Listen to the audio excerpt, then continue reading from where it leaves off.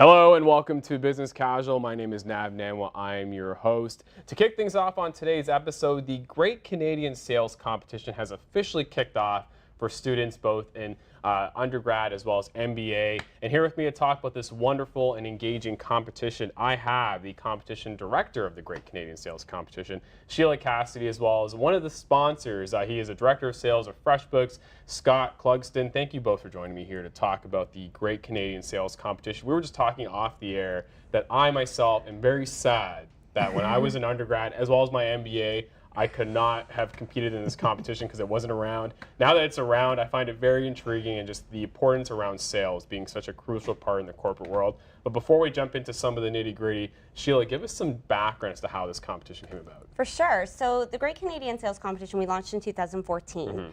And it was really designed to do two things. It was designed to show the importance about sales as a skill set and also educate students on the possibilities with a sales career. So we have some amazing sponsors, Air Canada, IBM, Dell, Freshbooks, that are all interested to see what young people can do when tasked to submit a 30 to 90 second video pitch on anything that they want and potentially land themselves a really exciting job opportunity out of it as well. Which I find that makes this whole experience so engaging is the fact that, number one, sometimes in the corporate setting, you're only given 30 to 90 seconds to really pitch an idea or sell something in.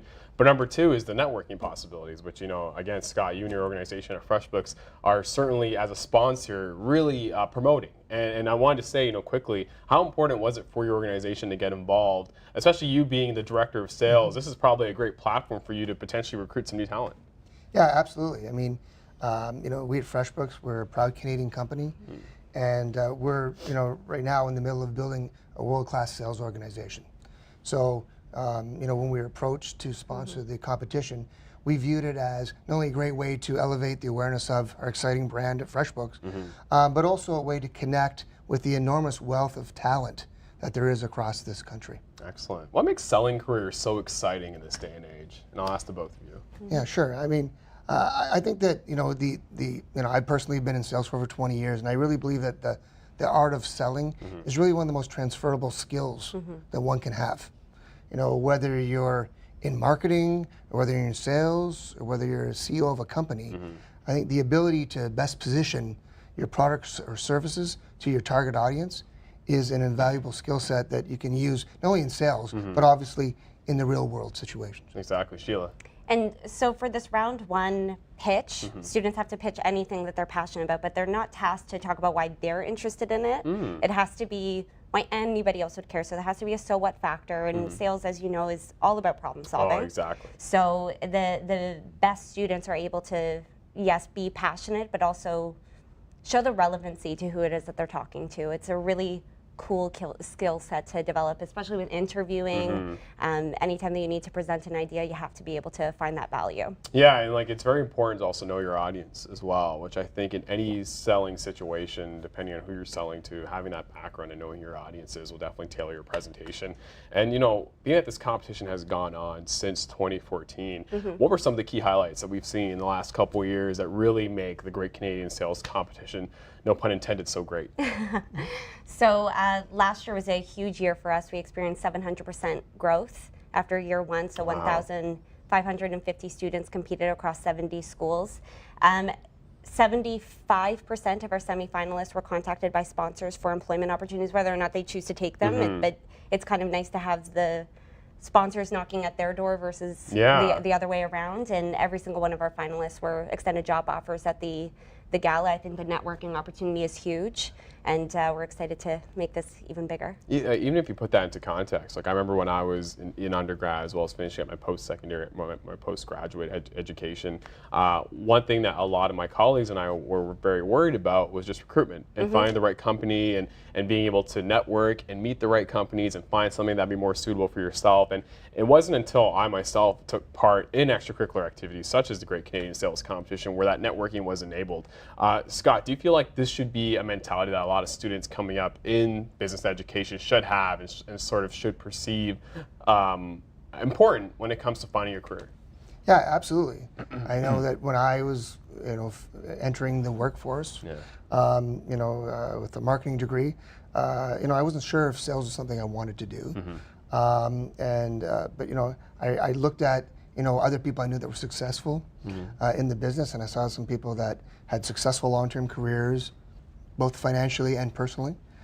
From there, and it's part of the reason why we're part of the, we want to join the competition is because there tends to be sometimes a negative perception on sales as a career. Yeah. So, Freshbooks, along with the other co-sponsors, we've come together to support the Great Canadian Sales Competition as a way to change that perception. Excellent. So that the students can aspire to have a successful long-term sales career that they can be proud of in the field of sales. Yeah, it's very fascinating because I know when growing up, you always hear about salespeople as being very demanding when it comes to hours, when it comes to time. Sometimes it's performance-based rewards for the majority of the time when you look at selling careers.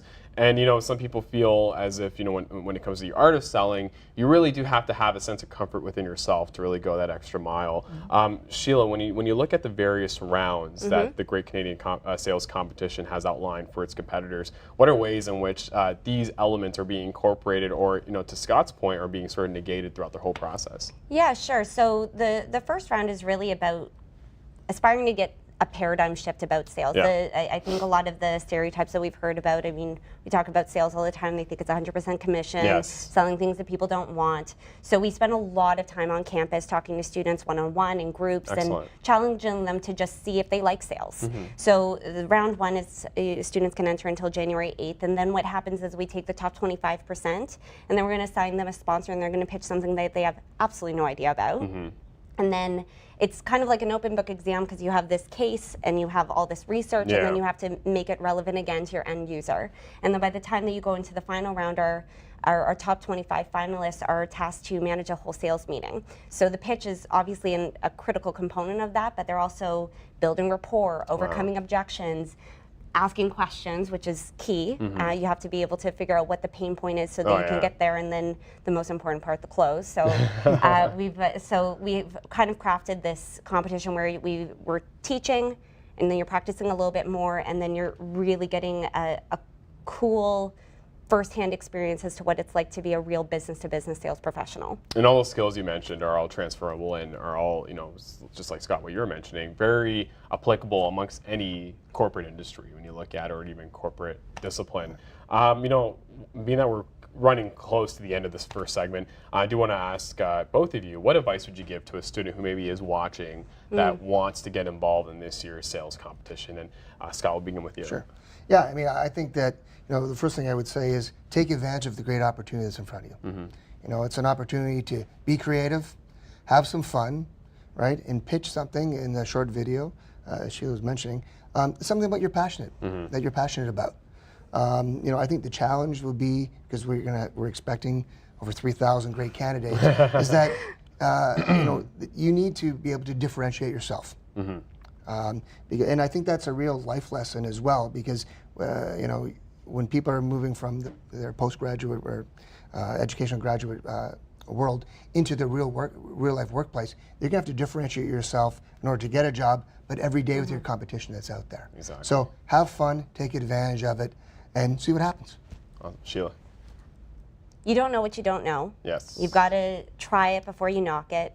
There's literally no barrier to entry. It's talking about something that you are passionate about. Be passionate about it, show your personality, and there's always a million reasons not to do something, but it's literally 30 to 90 seconds. Just step outside of your comfort zone a little bit, and you could walk away with $7,500 or who knows, a job. So. Yeah, as soon as you mentioned that number amount, I get also very upset. Again, this wasn't around when I was in my undergrad education, but I want to thank the both of you for joining me to talk about the Great Canadian Sales Competition. It's going on from now until March 9, 2017, so definitely go check it out if you're a student, whether an undergrad or an MBA. Get involved with this wonderful competition. To get more details at www.greatcanadiansalescompetition.com. We'll be right back after this brief commercial message here on Business Casual.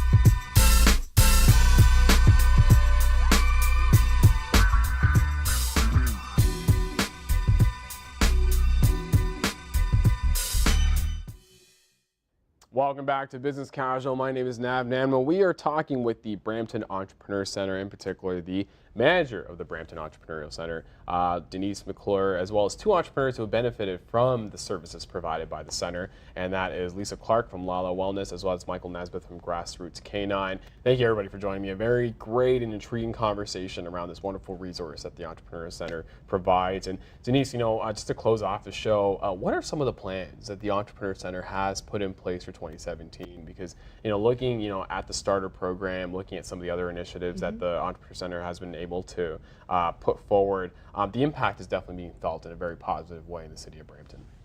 We ran a really successful business boot camp series in the fall, so we're looking to do this again in January because it's a good time of year when people are kicking around the idea of starting their own business. But we want to make people put pen to paper. It's a common New Year's resolution, yes, right? and see if it actually cash flows. So it's going to be a 4-night series, the third week of January, right at City Hall. Yeah. And we're also looking at getting out into the community more. So we've started to partner with the Brampton Library. You will find us in the evenings across the library at the city. That's great. That's great, especially since nowadays with the library having Wi-Fi, it's becoming more and more of a common space for entrepreneurs to sort of navigate through when it comes to, hey, maybe I should start my own business, or maybe I should go look up books or literature or surf online to see what kind of resources are out there. Yeah, it's a good match for us. It Because is, then the librarian can refer people in. If there's someone who's taking out business books that says, hey, you really need to connect with the Entrepreneur Centre and see if you can make this idea work. That's great. Lisa and Michael, before we conclude today's episode, quickly, I would like to know what would you say was one huge challenge you faced on your business and how you overcame it? And Lisa, we'll begin with you. Sure. I think for me, it was a personal challenge that translated over to my business, and that was that I just lacked mentorship. I had this void in my personal and professional life when it came to having someone that I could look up to, someone that could hold me accountable.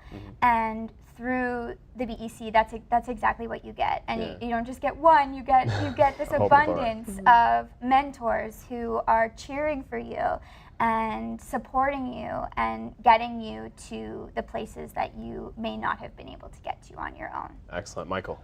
I think my biggest challenge, or one of my biggest challenges at least, where, I've had the idea bouncing around of the company, and, we've started a little bit here and there, but it was really getting to the nitty gritty things and getting organized and having a plan to execute, and not achieving some of those goals, being able to hold myself accountable, looking back on my business plan and saying, hey, I projected I would make this much this month and I didn't.